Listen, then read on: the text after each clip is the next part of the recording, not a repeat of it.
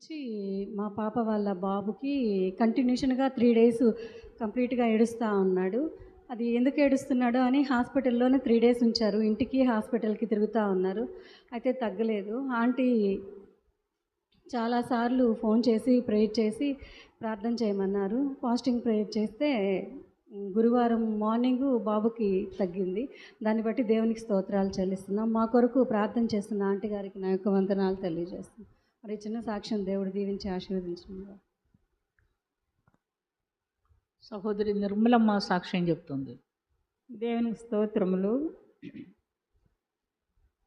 సోమవారం రోజు మొదటి 2 డాక్టర్ ఇచ్చిన నాకు లైఫ్ మాత్రే నేను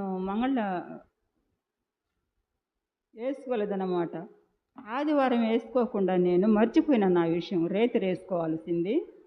ఇంకో సోమవారం నాకు ఉదయం నుండి పొట్టకాడు కొద్దిగా లైట్గా నొప్పి వస్తూ ఉంది. అప్పుడే నాకు అర్థమైంది రాత్రి నేను లైఫ్ మాత్రం వేసుకోలేదు, అందుకేమో ఈ నొప్పి వస్తుందని నేను అమ్మకు ఫోన్ చేశాను మధ్యాహ్నం 2 గంటలకి.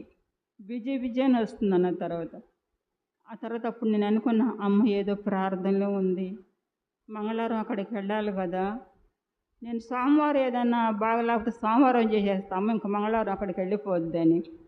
ఆ తర్వాత తల్లే నాకు ఫోన్ చేసి ఏమ్మా అని, కొద్దిగా పట్టుకాడు ఉండి నొప్పి వస్తుందమ్మా, ఆయాసం కూడా నాకు ఎప్పుడు వచ్చి పోతుంది. ఆయాసం చాలా భయంకరంగా వస్తుంది. ఆయాసం కూడా నాకు అలష్టగా ఆయాసంగా. అమ్మకి 2 విషయాలు చెప్పినాను. అమ్మ నాకు ప్రార్థన చేసింది, తగ్గిపోద్దలేమో అదేం చెయ్యదనింది. ఇంకా రాత్రికి లైఫ్ మాత్రం కూడా వేసాను సోమవారం. ఇక నాకు ఆయాసం లేదు, ఇంకా నాకు ఆ పొట్టకాడు వచ్చిన నొప్పి లేదు. దేవుడు నా శరీరంలో ఏమి లేకుండా నన్ను స్వస్థపరిచి నన్ను బ్రతికించి ఈరోజు నేను వాక్యాన్ని అందుకోలేకపోయినా. ఎండ చాలా భయంకరంగా ఉంది, రోడ్డు మీద వీళ్ళు. ఈరోజు నేను పాలేనని నేను పండుకొని వేస్తుండా మళ్ళా అమ్మకాడికి వెళ్ళాలా ఇదే మాటే హృదయంలో. పోయి కొద్దిగానే సాక్ష్యం పంచుకోవాలి దేవుడు చేసిన మేలునని దేవుడు చెప్పుకుంటూ లేచి ఆటోలో ఎక్కేసి నేను ఆటో కూడా బయట అడుగు పెడితేనే రావాలి ప్రభా, ఆటో ఎక్కేదానికి నాకు శక్తి ప్రభా అన్నప్పుడు దేవుడు ఆటో రప్పించాడు. బయటకు వచ్చేలేకే ఎండ కూడా లేకుండా చల్లదని ఇచ్చాడు దేవుడు. ఆటో ఎక్కిచ్చినాడు. కనకమల కడ ఇంకొక ఆటో ఎక్కినాను, పద్మావతి కడ దిగి దేవుడు నన్ను క్షేమంగా 2 బిడ్డల ద్వారా నేను లిఫ్ట్లో తీసుకొచ్చి ఈ సాక్ష్యం చెప్పించినందుకు దేవునికి కోట్లాది కృతజ్ఞతలు చెల్లిస్తున్నాను. మనందరి కొరకు ప్రార్థన చేసిన ఆత్మీయ తల్లికి చాలా వందనాలు.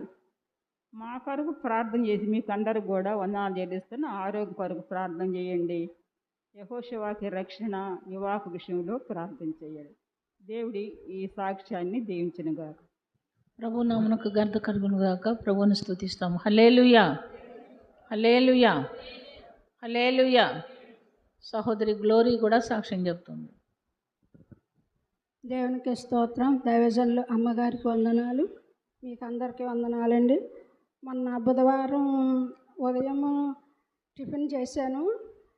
టిఫిన్ చేసిన తర్వాత ఇంకా మధ్యాహ్నం ఏమి ఆకలి అనిపించలేదు. తర్వాత సాయంకాలం కూడా ఆకలి అనిపించలేదు.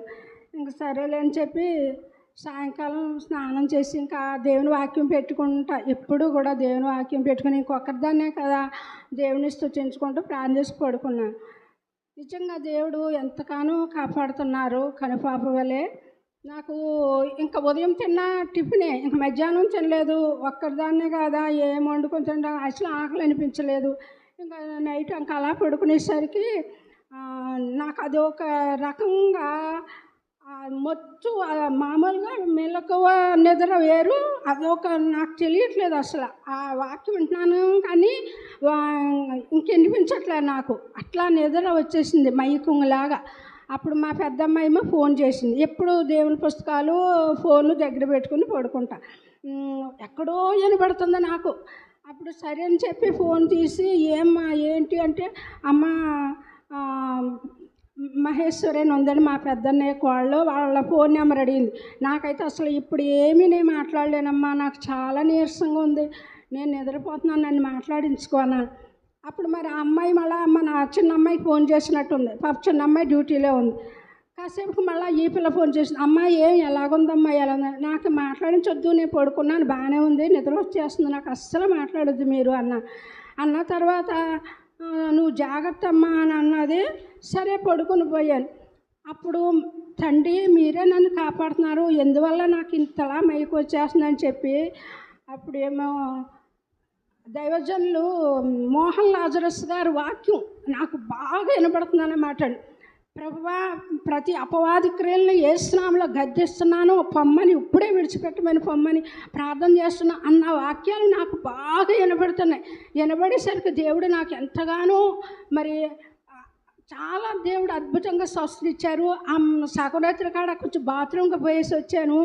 ప్రభా మళ్ళా అప్పుడు వర్షం పడతా ఉంది, 9:30 అట్లా అయింది. ప్రభా ఈ రాత్రి కాడ మళ్ళీ మోషన్స్ ఏమన్నా అయినా మళ్ళీ కరెంట్ అది పోతుంది ఒక్కోసారి, ఏంది వర్షం వచ్చినప్పుడు, అది ఏమన్నా జరిగితే ఒక్కదానే ఉన్నాను కదా ప్రభా, నాకు ఎలా తండ్రి మీరే నాకు సహాయం చేయండి అని చెప్పి అప్పుడు అమ్మగారు గుర్తుకొచ్చారు. ప్రార్థన అమ్మాయిని ప్రార్థన చేద్దామంటే కూడా నాకు అయ్యో ఆ టైంలో ఎలా ప్రభా మీరే నాకు సహాయం చేయండి అని చెప్పుకొని అలాగా వాక్యాన్ని వింటా ప్రార్థన చేసుకుంటా ఉన్నాను. దేవుడు అద్భుతంగా నాకు ఎంతో స్వస్థత ఇచ్చారు. నిన్న ఉదయానికల్లా మొన్న నైట్ బుధవారం నైట్ అలా జరిగింది. నేను అనుకున్నాను అసలు లేవలేనేమో, పడిపోతానేమో, ఒకవేళ లేస్తే అంత నీరసంగా అయిపోయింది కదా రాత్రి ప్రభా అని చెప్పి మళ్ళీ తెల్లవారుజామున దేవుడు అద్భుతంగా నాకు మెలకువ మామూలుగా సంపూర్ణంగా దేవుడు స్వస్థత ఇచ్చారు. దేవునికి వందనాలు చెల్లిస్తున్నాను.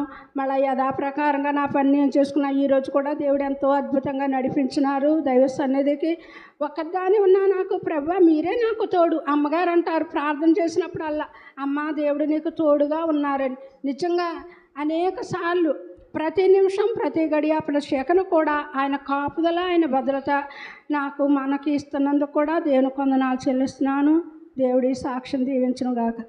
ప్రభు నామనకు స్తోత్రం కలుగును గాక. దేవుడు ఇచ్చినటువంటి గొప్ప స్వస్థతను బట్టి, విడుదలను బట్టి, సహోదరి పట్ల దేవుడు చేసిన ఆశ్చర్య కార్యాలను బట్టి ప్రభువును స్తుతిస్తాము. హల్లెలూయా, హల్లెలూయా, హల్లెలూయా. ప్రార్థన చేసుకుందాం. ప్రేమ కలిగిన తండ్రి, కృప కలిగిన ప్రభా యేసు రక్షక, మీకు వందనాలు నాయన, స్తుతి నాయన, స్తోత్రం నా తండ్రి. మేము నీ బిడ్డలం ప్రభువా, మమ్మల్ని మీరు జ్ఞాపకం చేసుకొని మా హృదయాల్లో ఉంటున్నటువంటి అసమాధాన పరిస్థితిని బట్టి మీరు మాతో విడమర్చి మాట్లాడినందుకు స్తోత్రము. ఎటువంటి అసమాధాన పరిస్థితులు మాలో ఉన్నప్పటికీ మాకు సమాధానం ఇచ్చే దేవుడు మీరేనని మాకు మీరు వాగ్దానం చేసినందుకు స్తోత్రం. ఈ సన్నిధిలో కూర్చున్న ప్రతి బిడ్డను మీ పాద సన్నిధిలో ఎత్తిపట్టుకొంచున్నాం. వారి వారి హృదయ వేదనలు, హృదయ వాంఛలు ఏమై ఉన్నదో మీరెరిగి ఉన్నారు నా తండ్రి. మాకు తెలియదు ప్రభువా, మాకు తెలియపోయినా మీకు తెలుసు నాయన. ప్రతి వారికి నెమ్మది సమాధానం దయచేయండి. ప్రతి సమస్యను బట్టి పరిష్కారం మీరు చెప్పి ఉన్నారు ప్రభువా. అయ్యా, ఎవరైనా నీ యొద్ద స్వస్థత విడుదల పొందవలసిందే తప్ప మరి ఎవరు మమ్మల్ని స్వస్థపరచలేరు నాయన. మీరు సహాయం చేయమని అడుగుచున్నాం పరిశుద్ధుడా. నీ కృపాశీర్వాదములు మా పైన కుమ్మరించమని అడుగుచున్నాం. మీ సన్నిధి కాంతి మా మీద ఉదయింప చేయమని అడుగుచున్నాం. మీ ముఖ ప్రకాశం మా పైన ప్రకాశింప చేయమని అడుగుచున్నాం. యేసయ్యా, సహాయం చేయండి ప్రభువా. మాకు ఎలాంటి భయం ఉన్నా, ఎలాంటి బలహీనతలున్నా, ఎలాంటి కొరతలున్నా, లోటుపాట్లున్నా, పాపం అనే రోగం మాలో ఉన్నా మాకు విడుదల ఇచ్చే దేవుడు మీరే కనుక మీకే స్తుతి స్తోత్రం చెల్లిస్తున్నాం. కూడి వచ్చిన బిడ్డలందరినీ మీ పాద సన్నిధిలో ఎత్తిపట్టుకొంచున్నాం. ఏ బిడ్డ ఏ సమస్యతో వచ్చినప్పటికీ మాకు సమాధానం ఇచ్చే దేవుడు మీరేనని మీరు మాతో సెలవిచ్చినందుకు స్తోత్రం నాయన. నీ యొద్ద నుంచి మేము జవాబు పొంది సంతోష సమాధానములతో ఇక్కడి నుంచి వెళ్ళినట్లుగా మీరు మాకు సహాయం చేయండి. ముట్టండి, తాకండి, స్వస్థపరచండి, దీవించండి, కరుణించండి నా తండ్రి. అనారోగ్యంతో వచ్చినటువంటి బిడ్డలకు యేసు నిబంధన రక్త ప్రభావంతో స్వస్థత కలుగునుగాక. అంధకార శక్తుల చేత పీడింపడుతున్న బిడ్డలకు యేసు నిబంధన రక్త ప్రభావంతో విడుదల కలుగునుగాక. కుటుంబాల్లో అసమాధానంతో ఉన్నటువంటి బిడ్డలకు మీ సమాధానము దయచేయబడునుగాక. విడిపోయిన కుటుంబాలు యేసు నిబంధన రక్త ప్రభావంతో తిరిగి సమకూర్చబడునుగాక.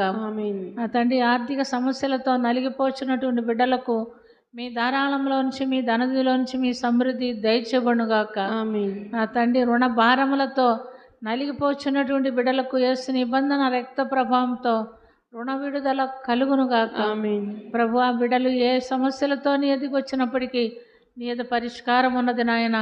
మీరు పరిష్కరించే దేవుడు కనుక మీకే స్తుతి స్తోత్రం చెల్లించుకొంచున్నాం. యవన బిడ్డలు యవన కాలమందు నీ కాడి కింద ఉండునట్లుగా సహాయం చేయండి నాయన. వాక్య జ్ఞానం కొరకు ఆశ కలిగిన బిడ్డలకు వాక్య జ్ఞానం దయచేయండి. ఆత్మీయ నడిపింపు కొరకు ఆశ కలిగిన బిడ్డలకు ఆత్మీయ నడిపింపు దయచేయండి. పరిశుద్ధాత్ముడా, ఏ బిడ్డకి ఏది అవసరమో మీరే అనుకూలపరిచి సమకూర్చి దయచేయమని అడుగుచున్నాం. యవన కాలం ముందు ఉన్న బిడ్డలు వివాహం కొరకు ఎదురు చూస్తున్న వారికి వివాహము జరిపించబడునుగాక. ఆమేన్. ఉద్యోగం కొరకు ఎదురు చూస్తున్న బిడ్డలకు ఉద్యోగములు దయచేయబడునుగాక.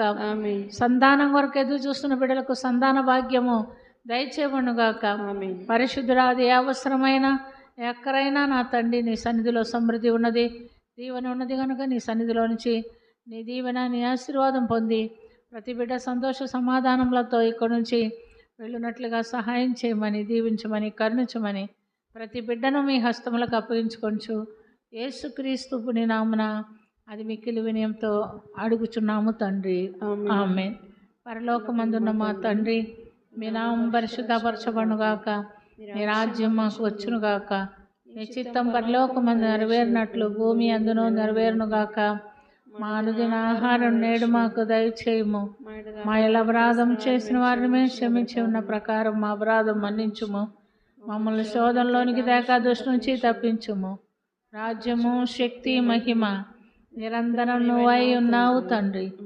ఆమేన్. యేసు రక్తమే జయం, యేసు రక్తమే జయం, యేసు రక్తమే జయం. యేసు నామమున సంపూర్ణ విజయం. అపవాది క్రియలకు అనంత నాశనం. శిలువ రక్తమే జయం. ఆమేన్. నా ప్రాణమా యెహోవాను సన్నుతించుము. నా అంతరంగంలోనున్న సమస్తమైన పరిశుద్ధ నామమును సన్నుతించుము. నా ప్రాణమా యెహోవాను సన్నుతించుము. ఆయన చేసిన ఉపకారములలో దేనిని మరువకుము. నా ప్రాణమా యెహోవాను సన్నుతించుము. ఆమేన్.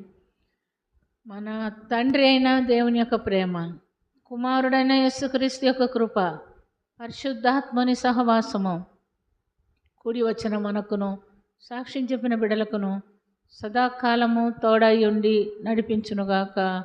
ఆమేన్. ఆశీర్వాదంబుల్ మా మీద వర్షింపచేయుమీసా,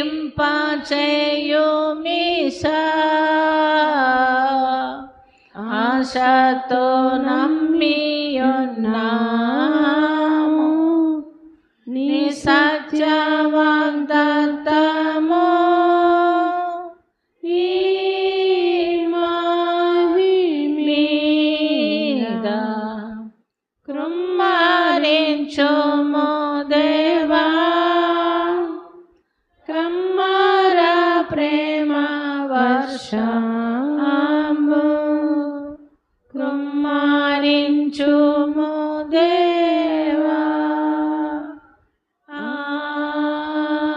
ఆమేన్. హల్లెలూయా. దేవునికి స్తోత్రం. హల్లెలూయా. దేవునికి స్తోత్రం. హల్లెలూయా. దేవునికి స్తోత్రం. హల్లెలూయా. దేవునికి స్తోత్రం.